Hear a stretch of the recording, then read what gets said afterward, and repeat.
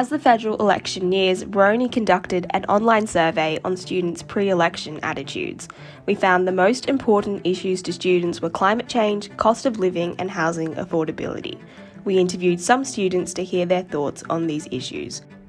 Climate is important to me because if we don't look after it, we and our future is at risk.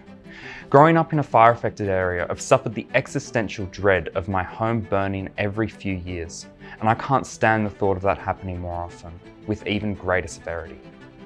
Through floods, fires, and droughts, the cost of inaction on climate change clearly outweigh the benefits.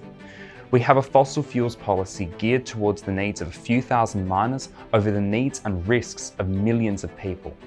We need a revolution in how we produce goods to reduce emissions, and we need it now. This issue matters to me because as an off-campus student fully supporting myself, I want to have financial security. Not only is this an issue for me, but for a large majority of people who work part-time on top of a full-time uni load. If rent prices continue to rise, living off a part-time salary won't be possible for me unless I completely forget about having a social life through a semester.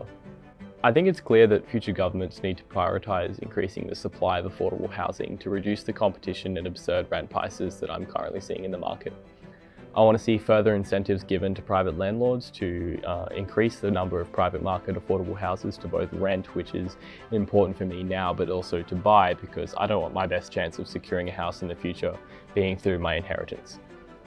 Cost of living is important to me because as we're facing inflation that will translate to like a 3% rise in your grocery bill, for a lot of people that's the difference between having savings at the end of a week and not having anything at all. I'd like to see a commitment from the government to support for workers and unions in bargaining for wage increases. And I would also like to see stronger support for the lowest income earners in way of like social welfare payments.